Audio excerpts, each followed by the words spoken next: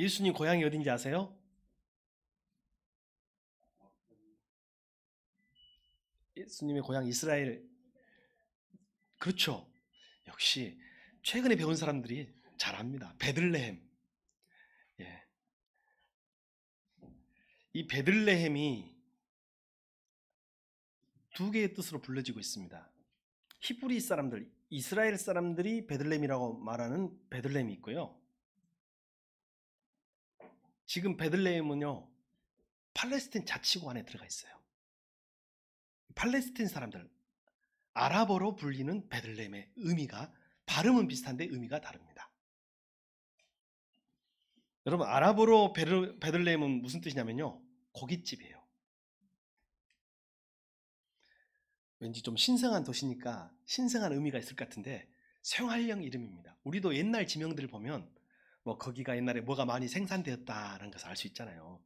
거기서는 양을 많이 치고, 그래서 베들레헴 고깃집인가 봐요. 근데 히브리어로 베들레헴 무슨 뜻일까요? 그렇죠. 떡집이에요. 떡집. 이게 이게 집이란 뜻이고, 이게 떡집이란 뜻입니다.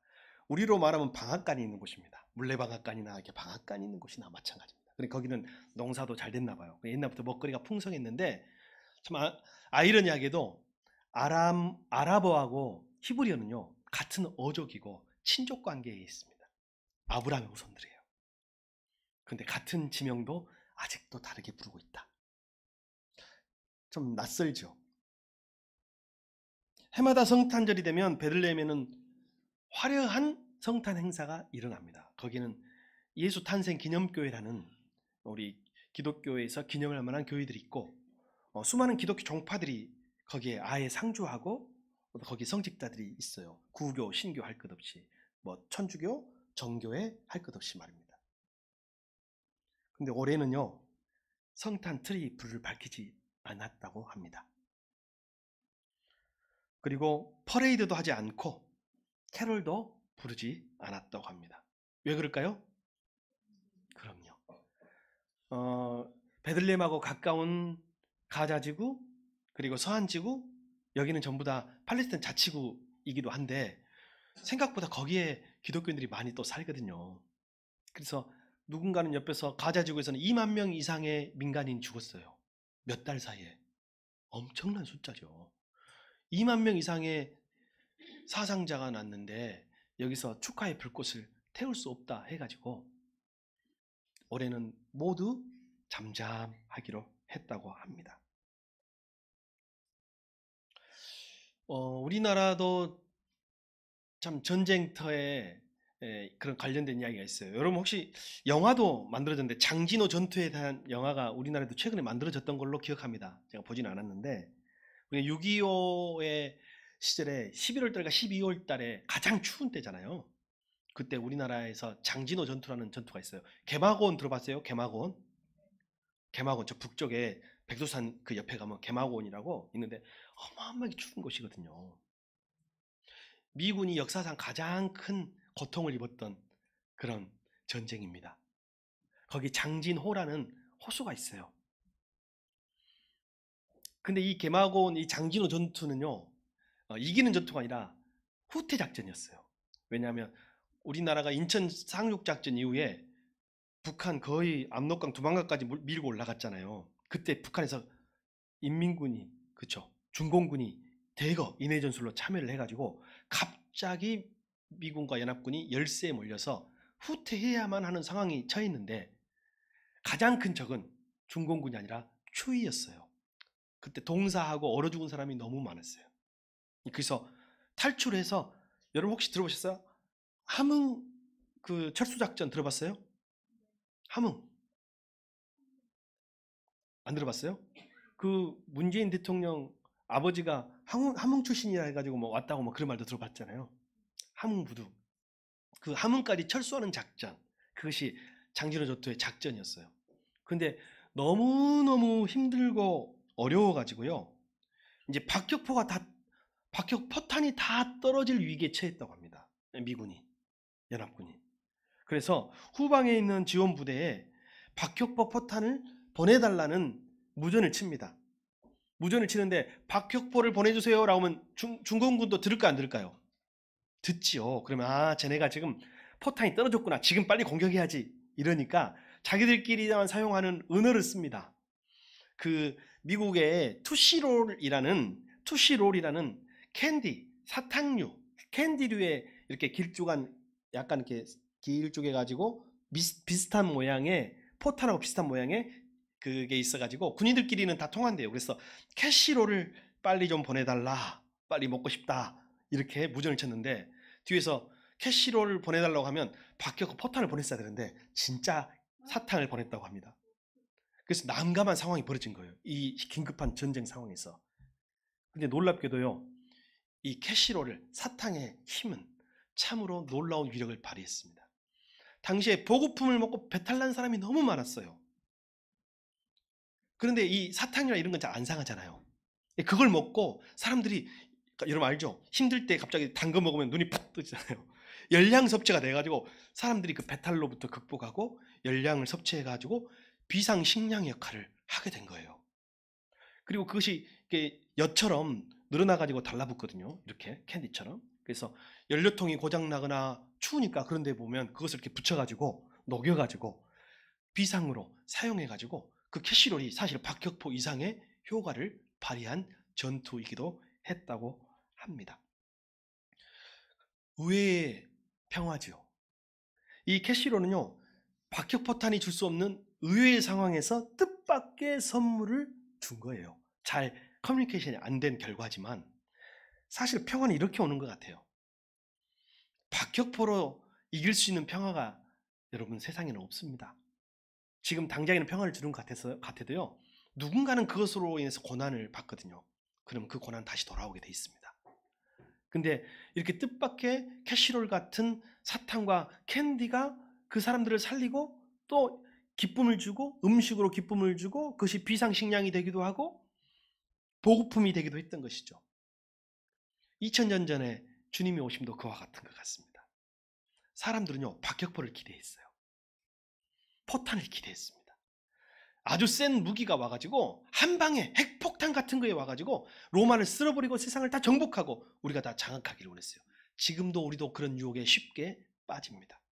근데 하나님은 그들에게 왠지 캐시롤을 보내셨어요. 아기 예수를 보낸 거예요.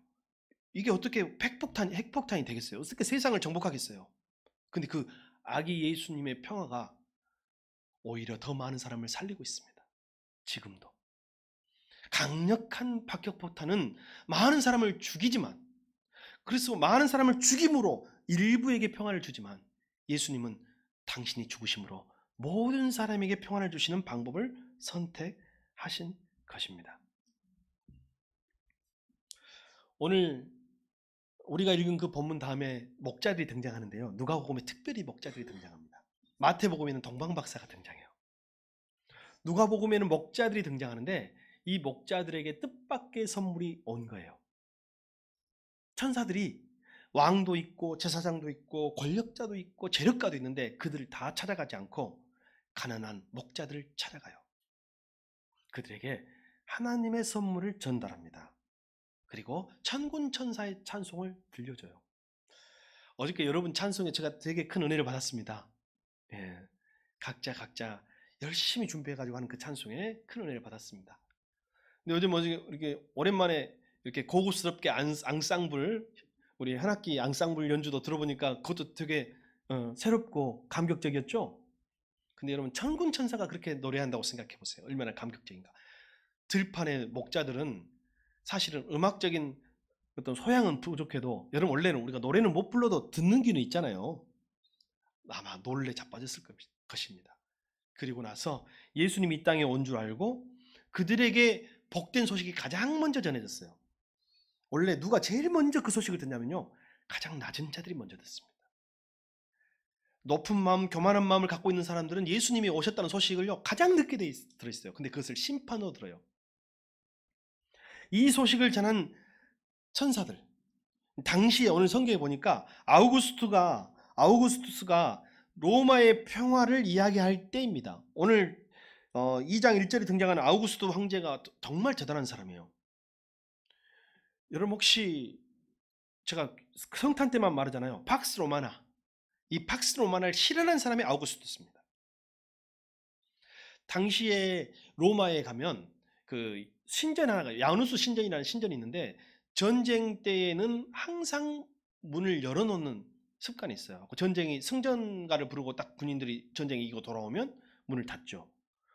근데요, 아우구스트 통치 기간에는요, 이게 닫힌 적이 없어요. 항상 열려 있었어요. 이게 무슨 말이에요? 항상 전쟁을 했다는 거예요. 그리고 그 전쟁을 통해서 로마는 평화를 얻었고, 그래서 팍스 로마나 뜻이 뭐라고요? 로마의 평화라는 뜻입니다. 로마의 평화. 로마의 힘에 의해서 이루어진 평화예요. 그런데 여러분, 그리스도의 평화, 우리는 그리스도의 평화를 원하잖아요. 그리스도의 평화를 여러분 어떻게 로마어로 라틴어 어떻게 말해요? 팍스 크리스티나. 우리 인사 한번 합시다. 팍스 크리스티나. 네, 팍스 크리스티나. 자, 팍스 크리스티나. 어려우니까 그리스도의 평화라고 합시다. 시작. 그리스도의 평화. 그리스도의 평화. 여러분의 그리스도의 평화, 팍스 크리스티나 평화가 임하기를 바랍니다. 바로 평화는요, 여러분 우리는 알아야 돼요. 전혀 하나님의 평화는 전혀 다른 방법으로 오세요. 여러분 우리는요, 대부분의 사람들이 학교에서 배우고 세상에서 배우는 평화는요, 다 팍스 로마나를 통해서 출세하고 성공해서 내가 이 세상에서 평화를 얻으리라는 평화예요. 내가 좋은 직장 가고 좋은 대학 가고 내가 그리고 돈을 많이 벌어가지고 내 인생이 행복해지고 평화를 얻겠다? 이것은 팍스 로마나입니다. 근데 성탄의 때마다 예수님은 세상과는 다른 메시지를 우리에게 주시는데 팍스 크리스티나라고 말씀하시는 것입니다. 오늘 목자들에게 주시는 성탄 메시지를 한번 살펴봅시다. 이 가운데 목자의 마음이 있는 이들이 있다면 그 메시지는 여러분에게 주시는 것일 것입니다. 역사의 진정한 주인은 하나님이십니다. 이게 목자들에게 주시는 거예요. 목자들은 누구의 통치하에 살고 있었어요? 로마 아우구스티누스의 통치하에 살고 있었어요. 그렇죠. 호적등본하라고 내린 황제의 명령이 임산부까지 이동하게 100km, 150km 이동해서 움직이도록 했으니까요. 그 통치하에 살고 있었어요. 그리고 당시에 예루살렘은 본디오 빌라도라는 로마의 총독이 다스리고 있었어요. 나중에는 헤롯 왕이 또 다스립니다. 그렇죠. 그렇게 되니까 이 문제가 어떻게 되냐면 당시에는 세상의 왕들과 분봉왕들과 총독이 다스리는 것처럼 보이지만 여러분 하나님은요 아우구스투스의 호정 명령을 통해서 하나님이 역사하시는 거예요. 그러면 사실은 이 세상은 누구의 통치하에 있는 거예요? 더 크게 보면 아우구스투스의 이 호정 명령은 누구를 통하여 내려진 거예요? 하나님을 통하여 내려진 거예요. 세상에 우리나라 대통령은 지금 윤석열 대통령이에요. 미국의 대통령은 누구예요? 바이든 대통령이에요. 러시아의 대통령은 누구예요? 푸틴이에요. 푸틴. 혹시 일본 총리 이름도 아십니까? 네, 갑자기 일본은 관심이 없어. 일본 가까우니까 기시다 총리 아닌가요? 네, 기가 세다는 뜻인가 모르겠습니다. 아무튼 기시다 총리입니다. 여러분 세상은 그런 통치자들에서 움직이는 것처럼 보여요. 근데 그 위에 하나님의 손길이 있습니다. 오늘 목자들은 로마의 황제, 유대의 총독과 분봉왕의 통치 아래에 있는 것이 아니라 하나님의 통치를 경험하게 된 사건이 바로 아기 예수의 탄생 사건인 줄 믿습니다. 오늘 이 세상에 왕이 바뀌고 대통령이 바뀌고 세상의 나라들이 바뀌고 세상을 이끌어가는 기업들이 바뀌고 권력자가 바뀔 수 있습니다. 그러나 그것을 그 위에서 역사하시고 통치하시는 분은 하나님이신 줄 믿습니다. 어떤 교수님이 유튜브에 나와가지고 자기는 공부를 못해가지고 가장 비인기 학과를 갔대요. 근데 졸업하고 나니까 그 학과가 인기 학과로 바뀌었대요. 가지고 자기가 지금 제일 잘 나가는 교수가 됐다는 말을 하더라고요. 금방 바뀝니다. 내가 대학 갈 때 내가 선택한 그 과가 잘못될 수도 있고요. 내가 그 선택한 과가 전혀 또 세상이 바뀌어가지고 쓰임받을 수 있어요. 세상이 어떻게 바뀔지 우리는 아무도 없어요. 그러나 하나님의 통치하에 있는 줄 믿습니다. 그러니까 우리는 뭐냐면 내가 무엇을 선택하는 것이 중요한 게 아니라 내가 누구의 통치 아래 살아가는가가 중요한 거예요. 성탄의 메시지는 바로 내가 하나님의 통치 아래에 있다. 이것을 고백하고 깨닫는 시간인 줄 믿습니다. 그리고 또 하나는요, 하나님의 생각은 우리의 생각과 다르다는 거예요. 하나님의 나라는 역전의 세계입니다. 뒤집는 세계요. 높은 것은 낮추시고 낮춘 것은 높이시고. 오늘 예수님이 태어나신 곳이 구유예요. 구유. 제가 작년에 설교에는요, 말구유로 설교를 했었어요. 성경에는 말구유라고 안 나와요. 뭐라고 나와요? 구유라고 나와요. 말구유인 이유도 우리가 설명할 수 있지만 그냥 오늘은 구유에 초점을 맞추겠습니다. 왜 구유일까요? 그러면 예수님이 태어난 곳은 말구유일까요? 그냥 구유일까요? 우리가 여러 가지 상황을 말구유로도 우리가 해석할 수 있어요. 당시 그곳에 로마의 군병 부대가 기마 부대가 주둔하고 있었기 때문에 말구유로 해석할 수 있겠지만 당시의 일반 서민들 사이에서는 말을 키우는 데가 없었어요. 별로. 말은 군사용이에요. 군사용. 이스라엘에서 주요 가축은 뭐냐면 소와 나귀 그리고 양이었습니다. 그러면 더 가난한 사람은 아마 소도 없었을 것이고 낙이나 양이 있었을 것입니다. 예수님 당시에 가옥 구조를 제가 설명해 보겠습니다. 여러분 진짜 우리 교회가 예수님 당시에 가옥 구조 같이 생겼어요. 자, 저기 중층을 한번 보십시오. 저기가 사람 사는 공간이고요. 여기가 어디냐면 여기 1층이고 2층이라고 생각할게요. 이게 중층, 1층이고 2층이면 여기가 어디냐면 딱 문 열고 들어오면 여기가 가축들이 사는 공간입니다. 그리고 사다리를 타고 올라갑니다. 지금 유일하게 사람 사는 공간에 이경석 집사님이 계십니다. 여기 계신 여러분은 지금 짐승이 사는 공간에 계신 것입니다. 손 한번 흔들어 주십시오. 네, 감사합니다. 예, 여기에서 불도 떼고요. 여기에서 잠도 자고요. 사실 여관이라는 말이 맞지가 않아요. 당시에는 따로 사람을 하는 여관이 별로 없었고요. 다 옛날 우리 전설고향처럼 민가에 머물기도 했습니다. 그러면 아기 예수님이 머물 공간이 없었다는 말은 무슨 말이에요? 사람이 잘 만한 곳에서는 손님들이 와서 다 잤다는 뜻입니다. 자리가 말은 없다고 합시다. 오늘 양과 나귀가 머무는 바로 이 공간에만 자리가 남아 있었어요. 그래서 사람들은 집단 깔고 잠을 취하기도 하지만 문제는 바람을 피하고 따뜻한 공간이 필요한 아기는 어떻게 해야 되느냐 말이죠. 거기서 아기를 낳고 출산했는데 그 핏덩이 아이를 누일 곳이 없었던 거예요. 그래서 그분이 어디로 모셔졌다고요? 구유로 모셔졌어요. 여러분은 나귀의 구유 같아요? 아니면 양의 구유 같아요? 우리 한번 여기서 상상력을 발휘해 봅시다. 틀린 것은 없습니다. 나귀의 구유일 수도 있고, 물론 양하고 나귀가 서로 자기의 소유권을 주장하지는 않을 거예요. 아마 넣어놓으면 같이 와서 먹으리라 생각돼요. 근데 오늘 보니까 먹자라는 말이 나온 거 보니까 왠지 저는 양의 밥그릇이라고 한번 생각을 해보고 싶습니다. 물론 막 같이 혼용됐겠지만. 그래서 그곳에 예수님이 누워진 것입니다. 이거는 대단한 상징물이에요. 천주교는 성인과 성자를 상징하는 수많은 상징물이 있지만 사실은 우리 개신교에서 성경에서 예수님을 가장 상징할 만한 것은 대야 있죠. 수건 그리고 이 구유입니다. 가장 큰 심벌이에요. 여러분 그림을 그리려면 이 구유를 좀 많이 그려보시기 바랍니다. 어제 화면으로 봤던 예수님 정말 멋지대요. 그죠? 네, 제가 본 예수님 그림 중에 최고 멋졌습니다. 이렇게 예수님은 하나님의 역사는요, 하나님 나라 역전의 역사를 보여줘. 하나님의 나라는 뒤집히는 역사가 있어요. 높은 것은 낮추시고 낮춘 것은 높이시는 거예요. 높이시는 거죠.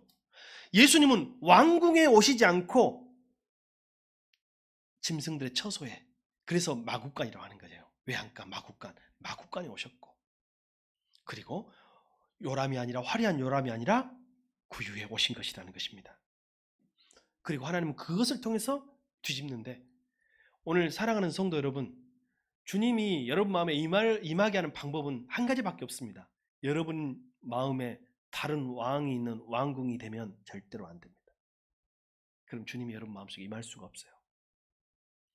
여러분 마음속에 주님이 임할 말구유가 있어야 돼요. 구유가 있어야 돼요. 양의 구유, 나귀의 구유, 말의 구유가 여러분 마음속에 있어야 주님이 그 자리에 임할 수 있습니다. 저는 똑같은 것 같아요. 역사는 반복됩니다. 2000년 전에도 예수님이 오셔서 묵을 곳이 없었던 것처럼 2023년에도 예수님이 묵으실 만한 교회는 많지 않으리라 생각됩니다. 예수님이 임하실 만한 성도도 많지 않을 수 있다고 생각합니다. 예수님은 오직 오늘도 구유에 오십니다. 바로 우리 교회가 그 구유가 되기를 바랍니다. 이 구조가 참 예수님의 그 옛날 그 가옥같이, 그 시대 가옥 같으니까 이거 볼 때마다 생각하세요. 이 자리는 사람 자리이며 아니에요? 아니에요. 사람이 되고 하신 분은 올라가십시오. 이 자리는 사람 자리가 아닙니다. 이 자리는 짐승이 있는 자리지만 중요한 것은 하나님이 임재하시는 자리입니다. 어제 앙상블 오시는 분들이 저한테 문의를 해왔습니다. 목사님, 고상하게 주차는 어떻게 하나요? 그래서 제가 고상하게 답변해 드렸습니다. 네, 주의해 되십시오. 네, 주의해 되십시오. 주말이나 밤에는 단속하지 않습니다. 이렇게 이제 통상적으로 안내를 해드렸습니다. 어찌 보면 우리는 마구간이 될 만한 조건을 더 갖추고 있는 줄 모르겠습니다. 또한 하나님의 나라는요, 우리가 깨닫지 못해도 하나님은 우리를 위해서 일하고 계신다는 것을 알아야 한다는 거예요. 오늘 본문에서 예수님의 탄생과 그 소식이 알려진 상황을 보면요, 사람들의 기준을 볼 때 전혀 중요한 인물의 탄생이 아니었고 중요한 역사적 사건이 아니었음을 우리는 알 수 있습니다. 역사적 중요한 사건은 뭐냐면 아우구스투, 이게 중요한 주인공이고 역사에서는, 그리고 호적 등록이라는 중요한 역사적 사건이 있지만 이것은 역사의 비하인드 스토리예요. 역사의 뒷면에서 일하는 거죠. 오늘도 역사를 바꿀 이야기들은요, 역사의 뒷면에서 일어나고 있어요. 신문에서, 뉴스에서 나오는 이야기가 역사를 바꾸는 게 아니라 바로 여러분의 이야기, 신문에 나오지 않은 오늘 이 자리에서 하나님의 위대한 사람들이 만들어지고 있는 줄 믿습니다. 그것이 여러분의 삶 속에서 우리도 먹고 입고 마시고 이래 사는 것이 고달프지만 그러나 그것을 통해서 하나님이 일하고 있다는 사실입니다. 팍스 로마나가 아니라 팍스 크리스티나로 하나님을 이루신다는 사실입니다. 참된 구원과 평화는 반드시 말씀대로 이루어지고 있습니다. 자, 호적 등록은 황제 명령에서 이루어진 거예요. 그러나 예수님의 오심은 하나님의 말씀의 예언대로 이루어진 것인 줄 믿습니다. 그 황제도 사라졌고 그 나라도 멸망했습니다. 그러나 하나님의 말씀 아직도 살아있고 아직도 성취되어 가고 있고 아직도 이루어져 가고 있는 줄 믿습니다. 이제 그 말씀은 2000년 전에는 목자들을 통해서, 동방 박사들을 통해서, 그리고 갈릴리 어부들을 통해서 이루어졌다면 오늘날은 바로 이곳에 모인 여러분을 통해서 하나님은 그 일들을 이루어 가실 것입니다. 오늘은 성탄절입니다. 이 땅에 온 인류를 위한 구주가 나셨습니다. 그런데 그 구주는 특이하십니다. 온 인류의 구주가 되신 분이 구유에서 목자들의 찬송을 받으시며 오셨습니다. 기존의 가치, 기준, 생각을 뒤집어 엎는 방법으로 오십니다. 우리가 전혀 예상하거나 깨달을 수 없는 방법으로 오십니다. 그런데 여러분의 삶의 방식은 그분을 맞아들이기에 적합합니까? 여러분의 생각은, 여러분의 꿈은 그분이 생각하는 꿈과 방법과 같습니까? 총을 쏘다보면요, 0점 조절을 해야 돼요. 0점 조절. 쏘고 0점이 자꾸 바뀌거든요. 다시 0점 조절해야 되는데, 어제도 보니까 여기 관악기 하시는 분들을, 관악기가 아니었죠, 현악기 하시는 분들이 미리 오셔갖고 뭘 하던가요? 말은 리허설을 한다고 왔는데 조율을 하는 거예요. 집에서 다 맞추고 왔어도 다 오면서 온도가 달라서 틀어져요. 그리고 저는 처음 알았네요. 관악기하고 현악기하고요, 그 온도 차이에서 오케스트라 연주가 끝날 쯤이나 중간이나 끝날 쯤 되면 약간 이게 소리가 바뀐대요. 현악기는 따뜻하면 늘어나잖아요. 그렇죠. 그래서 약간 늘어나면 음이 이렇게 약간 낮아진답니다. 그런 경향이 있답니다. 그래서 그것들을 잘 맞춰야 되는데 그게 우리는 조율이라고 하죠. 조율. 튜닝인다 그래요. 크리스마스는 우리 인생을 튜닝하는 시간이에요. 성탄절은요, 우리의 가치관을 튜닝하는 시간인 거예요. 교회가 잘 나아가고 있는지, 잘 예수님이 오심에, 그리고 예수님의 뜻과 그 방법대로, 가치관대로 나아가고 있는지를 점검하는 시간이고, 성도가 하나님의 백성으로 살아가고 있는지 점검하는 시간이고, 수정하는 시간이고, 영점을 잡는 시간인 줄 믿습니다. 저희가 성구 영신 예배가 아닌 신년 예배로 바꾸자고 할 때 제가 이런 말씀 드렸죠. 성구 영신 예배는 한국 사회에서 상당히 기복적인 요소가 많이 가미되어 버렸어요. 25일 날 성탄절 예배는 다 내려놓고 주님의 평안을 구하게 되는데 1월 1일부터는 다 움켜쥐고 새해 복 많이 주십시오로 바뀌어버려요. 며칠 만에. 여러분, 이것이 같아 가야 할 줄 믿습니다. 세상의 복이 아니라 하나님의 복을 받는 저와 여러분이 되기를 바랍니다. 기도하겠습니다.